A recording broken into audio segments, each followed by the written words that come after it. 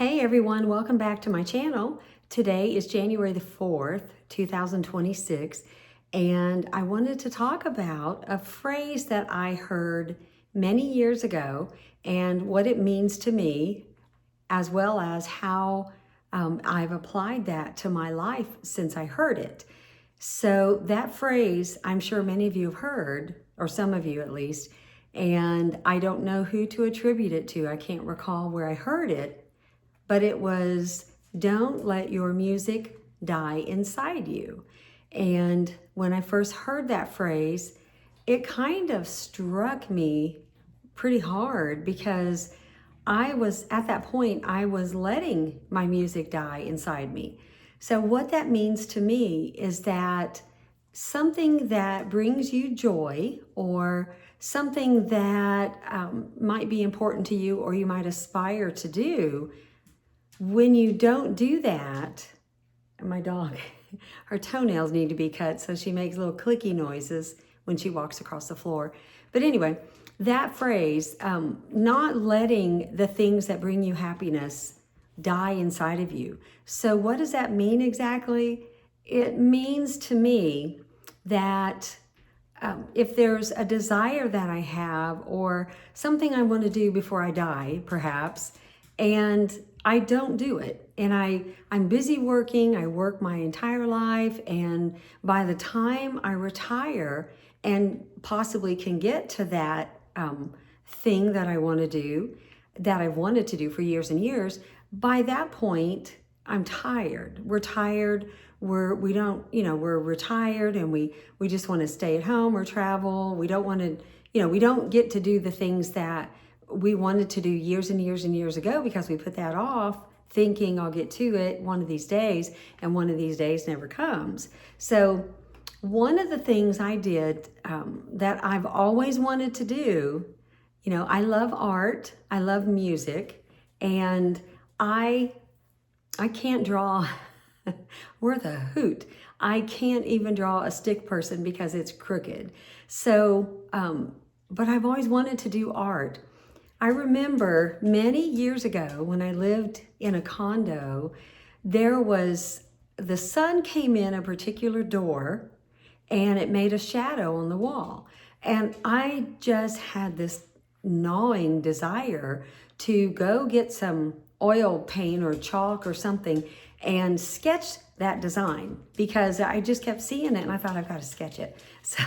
So I bought the paper, I bought I can't remember if I used like chalk or something, but I sat down right at the time of day that the sun came through and there was that design, and here I am thinking I'm going to sketch this design exactly as it looks on the wall, and it was horrible. I thought, what have I done? What was I thinking? And I ended up, I think I got rid of the sketch pad and whatever chalk or whatever it was I bought. But, I tried to draw freehand and I just haven't been able to. I don't know why. It's just my brain, something about it just doesn't connect. So my mother was a great artist and she would do little sketches that were just so cute. My older sister is very good at drawing or sketching. And then my daughter, they all are very gifted at that. But it skipped me. That gene just went out the window. So what I've always wanted to do is do some kind of art. So during COVID, when that first came around and everybody was, they were limiting where you go and try to stay home, don't travel much. And I was working as a wound care nurse at that time, part-time. So I had extra time. So I bought acrylic paints and I watched a ton of YouTube videos to learn how to do acrylic pouring. And I loved it. I absolutely loved it. I did abstract art. So that's the perfect thing for someone that can't sketch or draw, because it can be whatever you want it to be. If you look at an abstract piece, everybody sees it differently. I'll show you some of what I've done, and I've sold some, I gave some away, and I've kept some. So one of the things that I wanted to do was just immerse myself in my art, in acrylic pouring, and give it a shot just to see what I could do. So I have a room, a spare bedroom, and I made that into my art studio. I had a ton of paint, a ton of supplies. I had this really neat, I call it a drafting table, but I don't think that's what it was. It was an oval table with a really sturdy base, and I used that to do my art and my pouring on. I also started doing alcohol inks. So I did canvases where I did drawing or paintings, I guess you could call it, or inkings maybe, with alcohol ink. And I loved it, loved it, loved it. It was so unpredictable, kind of like the acrylic pouring. When you work with alcohol ink, it has a mind of its own. So no two paintings will even come out similar because alcohol ink moves where it wants to move. I mean, it just is a different kind of medium to work with. So anyway, I got through COVID. I feel like the painting gave me a peace of mind, so to speak. So relating back to the topic of don't let your music die inside you, I was bound and determined to not let my artistic endeavors, my music, die inside of me. So some of the paintings that I did, I sold several. I have a good friend, I gave her a couple of them, or one for Christmas, I believe. It was a flamingo. I don't have a picture of it handy, but it was a 12 by 24 wrapped canvas, and it was I think a 3/4 of an inch deep canvas. So those are my favorite to work on, or it might have been 1.5. I can't remember exactly, but anyway, I wanted to encourage you to not let the music die inside you. We have so much going on in this world that's, just depressing, and we've got to have something that brings us some sort of joy, some sort of peacefulness. So I'm going to show you some of the acrylic pourings that I did that are all abstract, and you can kind of see for yourself, what it means to you. What do you see in these paintings? It's got to be, is it something different than how I see it? Or is it something different than the next person would see it? I remember I did one years ago. One of the first ones I did, it was called a ninja swipe. And that's just a technique that somebody on YouTube, I think they gave it that name. And I tried it, and it came out just crazy, unbelievable. I don't have it out right now to show you, but I ended up making the swipe that I did with a long cake spatula, like for icing big cakes.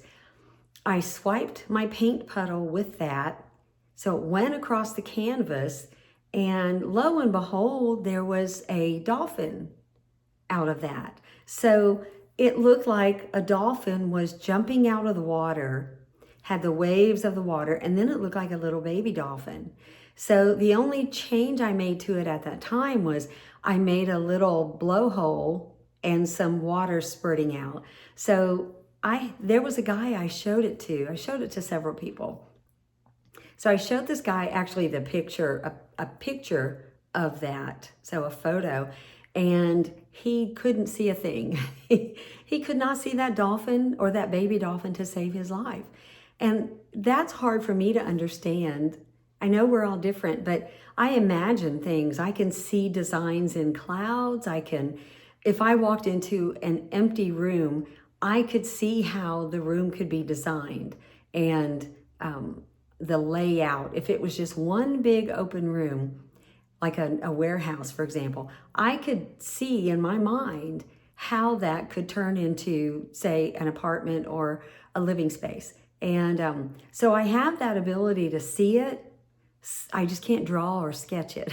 I can put paint down on a canvas and tip it, and something neat will come out of it, but I just can't sketch very well. So the only time I did a sketch, it was of two faces facing each other in a kiss, And then, so I hand sketched, which came out fairly decent, but it was just an outline of their profile. And then I did the acrylic pour with a technique called a swipe. And everybody that's seen that has loved it. I don't think I have it with me here, but I'm going to show you some others that I did, some of my favorite, some of the ones that I'm just surprised they turned out the way they turned out. So I hope you enjoyed. I'm going to pull some of these up here to show you. This is one, it's a horse painting, and I actually took some contact paper, the sticky back paper, and I looked online for a horse image, a horse head. So I sketched on that contact paper like a sketch of the horse head. And I didn't copy it. I didn't trace anything. I did it freehand, which surprised me because it came out pretty darn good. And then I did a pour, acrylic pour, and then I did a swipe for the mane. So I'm going to show that to you. It's on a pretty good sized canvas. So I hope you can see this pretty well. So this is my horse, and you can see the hair, the mane. And if you can see that up close, those are cells that come up because of the weights of different colors of paint. So anyway, so I did the contact paper. I did all that by hand, which blew my mind. Look at his little ears. So anyway, when I did that with the contact paper, I put the contact paper in the outline, like I cut out the head part and I used the outer part and stuck it to the canvas, and then I did the pour on the inside part, which looked like the horse head. So that was so much fun doing, my first time doing something like that, and I absolutely love it. So the next one, and these aren't in any particular order as far as what I did, which ones I did first or last, but this one is a bear, and in my mind, he's coming out of hibernation. So again, I used some contact paper to do an outline of a bear, and I got ideas from other paintings I'd see online. So I never traced anything. I did it freehand. You know, sometimes the freehand will come out a little bit okay. So I'm really surprised at this one too. But to me, this one looks like it's coming out of hibernation. And a bear in hibernation, the springtime has come, he's coming out. So I'll just let you see this one. So here's this one, and you can see the bear face right here. So if you look at the very top, my little trees I used a paint, I forgot what it's called. It looks like a little spatula. Anyway, so you can see right here, it looks like the bear is emerging from the creek or the woods with the creek. And then up on the top, there's it signifies the woods. So he's coming out of hibernation. To me, you know, everybody's got a different image or a different meaning to something that they see that's abstract. So that one to me is like a painting that would go well in maybe a man cave or a lodge of some sort. So I really like these two. Then another one I did that surprised the fire out of me too. There's no sketching on it. Well, there's a little bit of hand drawing, but it's a very tiny amount. But this painting was just the reds that you see, the background, not the little eyes on here that I drew. But the background was just an acrylic pour on a canvas, a 10-inch diameter canvas, and I didn't like how that pour came out. So I set it aside, and then I saw where some other artists took some of their pours that had the large cells on them, and the cells form when you have a paint additive or when you have different weight, the colors of the paints are different weights. So certain ones will sink, certain others will come to the surface. So before this, I drew a face, I'm gonna cover it up. I drew a face on here. I'm not gonna let you see it yet, but here is how that pour turned out. I do have a resin coating on here, so it's very shiny. It catches everything. So I looked at it one day and I thought, I'm just gonna draw some eyes right there. So this is what I drew, if you can see that without the light hitting it in a bad way. So there's a little kitty cat, And if you look closely, you can see what looks like his tail coming up from behind. And right here, it looks like his paw is reaching forward. Now that was quite by accident. So I only put the eyes and the nose and the little mouth right here. And then when I finished and it dried and I looked at it, I saw the tail in the background and I saw the paw coming forward. So this is one of my most favorite ones. It's hard to part with this. I love, love, love it. So that's my little kitty cat acrylic pour. And I'll show you another one. And this is, it's got a resin layer on top. So it seals it. But this is kind of like an underwater scene. To me, it looks like you're in a boat, maybe a glass bottom boat, and you're looking down into the water. And that is just the coolest thing. It's like seaweed that's just waving in the water. So I can't really explain how I did that one. And I think it was what kind of pour was that? I can't remember. I've been out of doing it probably for a couple years now, but I'd like to get back into it. But anyway, here's one that I really love. And I did another one that's similar to this one. I'm gonna see if I got it here. I do, and this one it's similar, but it's a little different. So here is this one, and there's my ceiling light up there.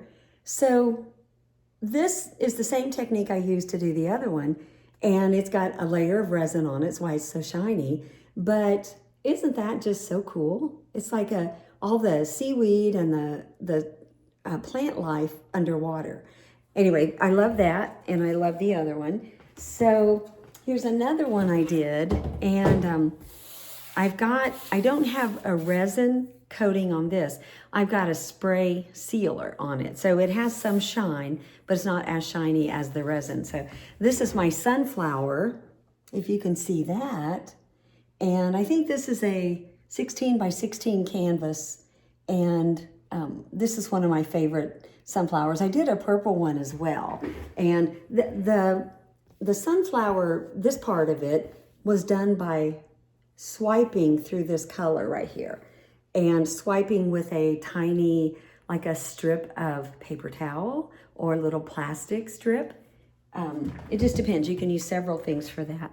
So here's another one I did, and this one reminds me of a snow globe scene. So this was just a random picture. I didn't do a finish on top, and I don't really know how to rotate it, but it's kind of like a snow globe. And, you can see in it whatever you want to see in it. But to me, it's just, if you see it in person, it's just beautiful. The colors are great, and it just reminds me of a snowy scene. So let's see what else I've got over here. This is one of the first ones I did, and for the life of me, I don't know what it is. But when I look at it, and maybe you'll see the same thing. Okay, I had to rotate it. So this one, let's see if you can see that. I don't know if you can tell right now, but to me it looks like a cow. This is his front legs, or her front legs, back legs. So it's abstract, and it's like a cow is jumping. Maybe the cow jumped over the moon or something like that. So that was kind of interesting. I don't have the one I'm going to talk about next, but I called it Tortured Souls because when I did the pour, it was one of my very first ones, and I just thought it was horrible. And but then I took a picture of it once it was dry. So when I zoomed in on the picture, because I like to do that where I can look at the different cells and the different designs up close. So when I zoomed in, I saw 4 faces that looked like ghost or tortured souls. They had their mouths open, they were wailing. I mean, it was the most amazing thing. So I called it the Tortured Souls painting. And believe it or not, because I still thought it was awful, except for those 4 faces, but you couldn't really see them unless you looked. I knew where to look, but a normal person wouldn't know, probably without really, getting close to it, zooming in. And so taking a picture and zooming in. So because I did a lot of canvases that I didn't like, a lot of the pours, I gave a bunch to thrift stores and Goodwill and what have you. And so I gave that one away. And when my sister said, if you still have that, I want to buy it. So I went to Goodwill and I looked for it. I asked if they had any in the back and they did not. So it was gone. I did find a picture on my iPhone from when I took it way back after, right after I had done it. And I don't have that pulled up right now, but it was just amazing. Things come out of this paint, these designs, these images, these whatever you want to call them, they manifest. It's just amazing how they do that. So let's see what else I've got. These are just a few little things. This is just a heart pour I did. And, I don't know really what to call it other than, just I don't know, acrylic pour. So I did have a patient when I worked at a facility in town, and I was telling her about my paintings, and then I brought her one. It's very similar to this, but a little different. So I gave it to her, and she just loved it. She had it hanging on her wall, and she just absolutely loved it. So let me see what else I've got down here in my box at my stash. So I think there's just one more that I'll show you, and this is just a weird one. So this is a weird one, but right here, every time I look at this, I see a face. Here are the eyes, mouth, I guess, and it's like a smirk on some kind of critter.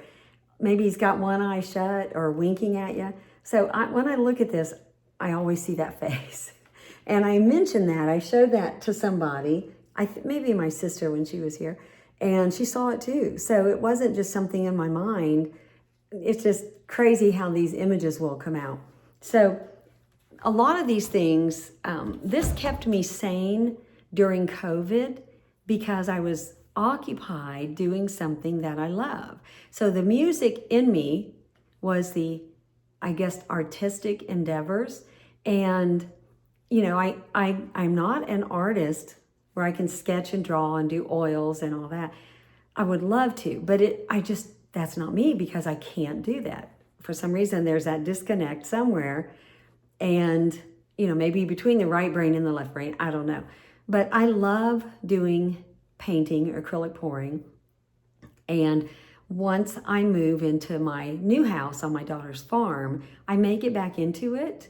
I can't really do that right now because my house is for sale and it's just a mess. If you're doing acrylic pouring, it does make a mess. And I don't really want to junk up the house while it's listed on the market. So anyway, I want to encourage you to not let your music die inside of you. Make sure you take the time to do something that you love because our time here is really limited. And it's not, I've gone without enjoying things, for a while, especially this last 3.5 years because of the injuries and workers' comp. But this year I'm making myself kind of come out of that slump and maybe find a hobby or something that relates to the music inside me to where it doesn't die inside me. I've been accused of having too many projects. You're always wanting to start a new project. I love change. I love new things. I love staying busy and doing stuff. So I love doing projects. So anyway, I've got more stuff on the horizon that I plan on doing, and I just wanted to encourage everybody to not let your music die inside you. So on that note, I will see you on the next video.